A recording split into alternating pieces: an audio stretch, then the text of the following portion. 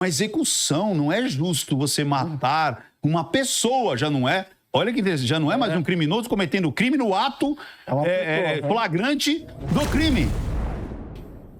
Cara, foi tão emblemático de Charlie Kirk. Olha que loucura, cara. A camiseta dele estava escrito Freedom, liberdade. E ele buscava muito a liberdade de expressão. Sim.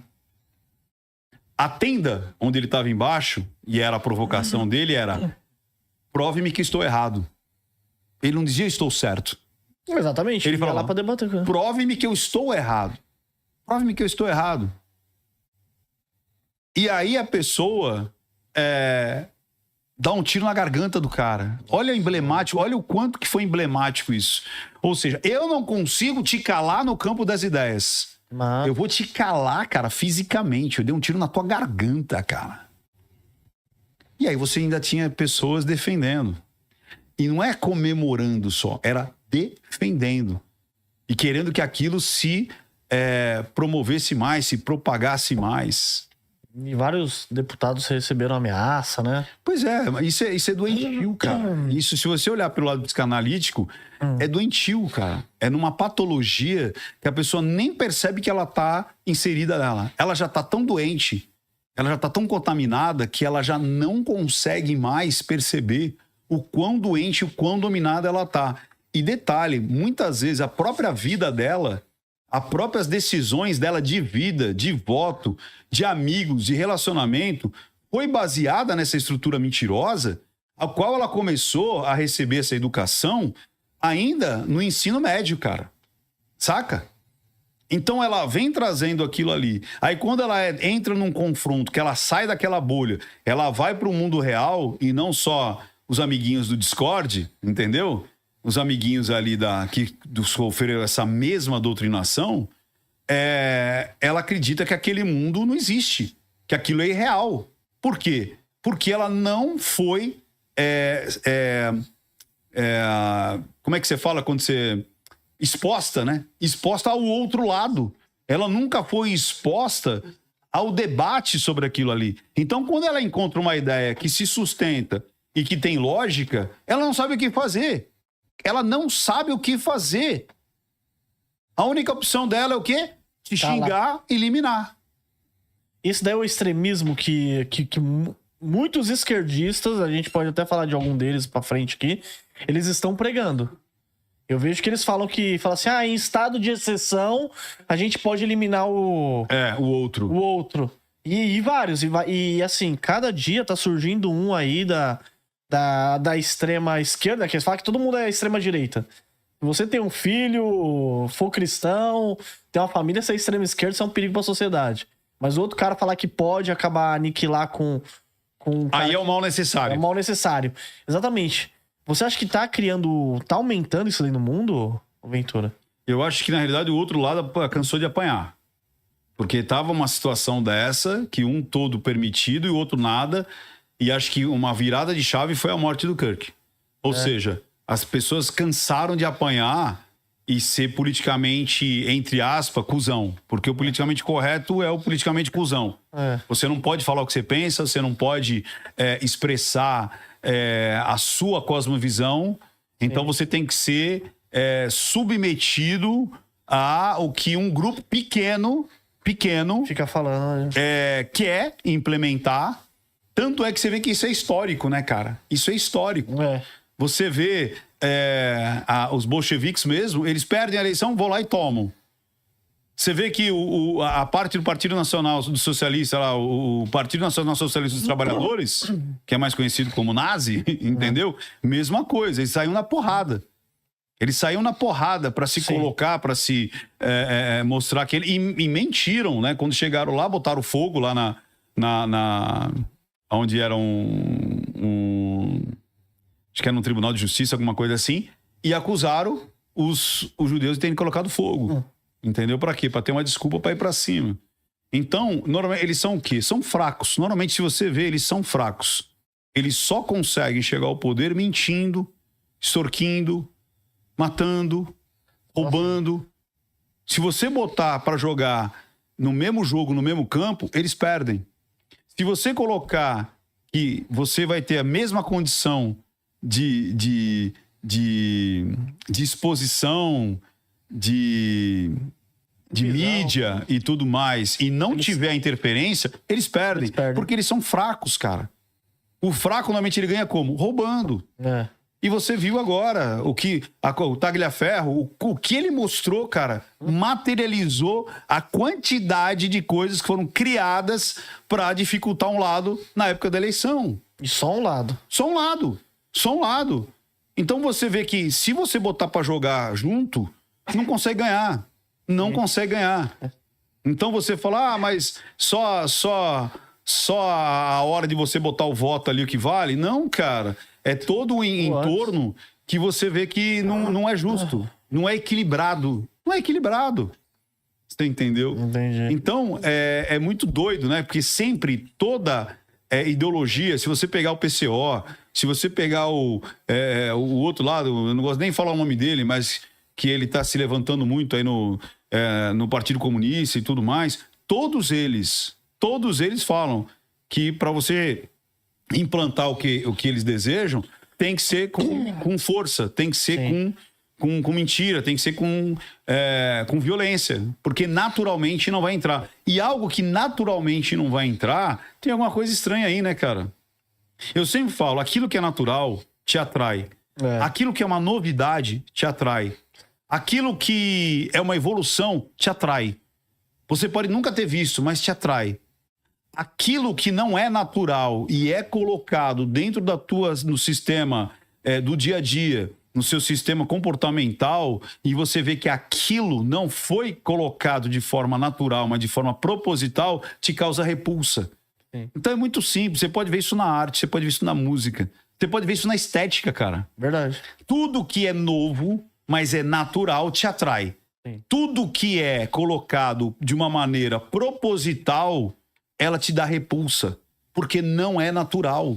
Verdade. Não é natural a própria sua sensibilidade. Você fala, isso é barulho, isso é nojento, isso é explícito, isso não é bom, isso é sujo, isso é degradante, é antiestético. É igual eles pegarem e colocar uma Branca de Neve mais feia do que a bruxa e pedir pro espelho mentir. É mais ou menos isso. Porque não é natural. O cara fala, não é natural. Não, tá errado. Não, tá errado. Tem alguma coisa errada. Entendeu? E você começar a relativizar tudo, relativizar a saúde, relativizar a beleza, relativizar o crime, relativizar a pobreza, relativizar tudo é relativizável. E aí acabou. E o Trump falou isso, né? Sim. Então, quando a gente pega ali a narrativa do Lula, ele tá falando para quem? Ele tá falando para essas bolhas. E aí ele vai trazendo essa construção onde eu quero acabar com a fome, quero acabar com as guerras, quero acabar tudo no infinitivo. Ou seja, ele não diz nada. Sabe como a gente chama isso na psicologia, na psicanálise? Referencial perdido. O que é o referencial perdido? É quando você não concretiza o sujeito. Então não é eu vou. Entendeu? Precisamos acabar, precisamos evoluir, precisamos construir, precisamos eliminar. É tudo um infinitivo. E aí são promessas vazias. Aí o que o Trump faz quando ele entra? Ele já dá um esculacho na ONU. Falando assim, ó, isso aqui tá um pandemônio. Olha lá, o teleprompter não funciona, a escada não funciona.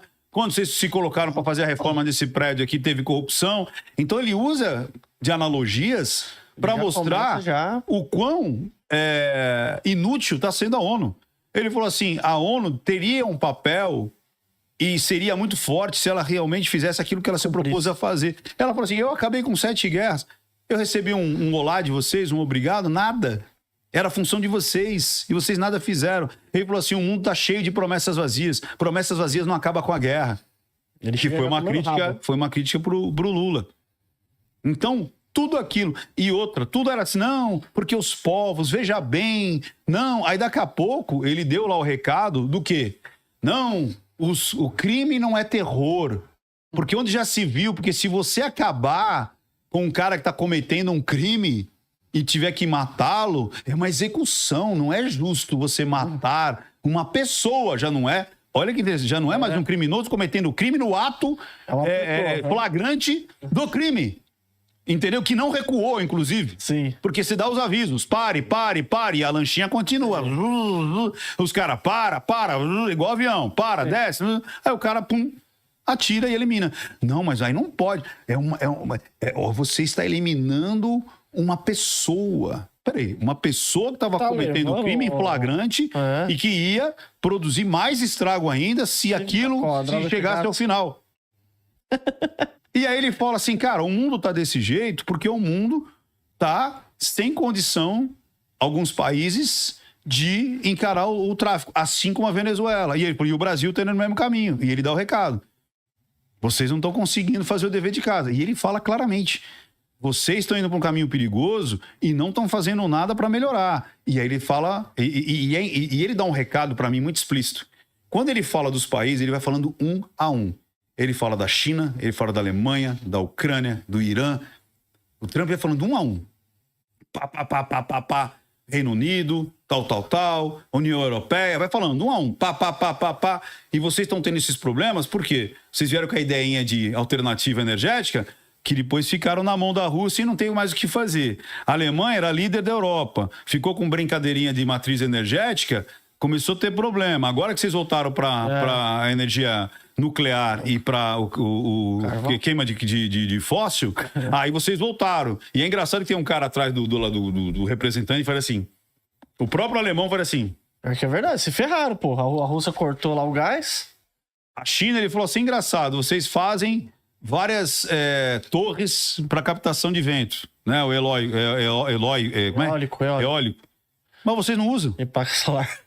Aí o chinês deu até umas piscadas que não paravam, assim, tipo assim, aí, cara, acho que os caras descobriram que a gente...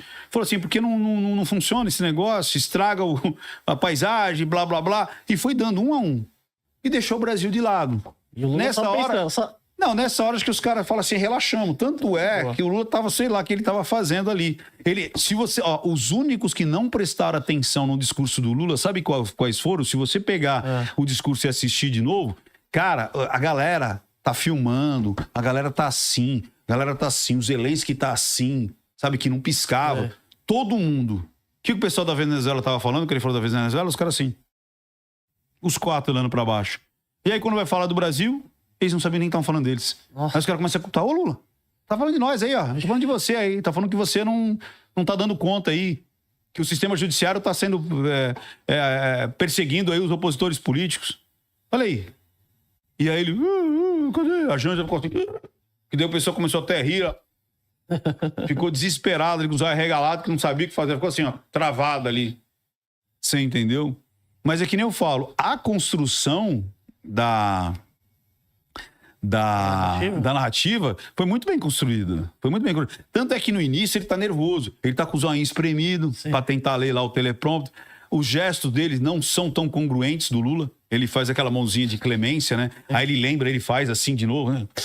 Aí quando depois ele aplaudiu, acho que umas 3, 4 vezes, e algumas foi puxada, você percebe claramente que dá um...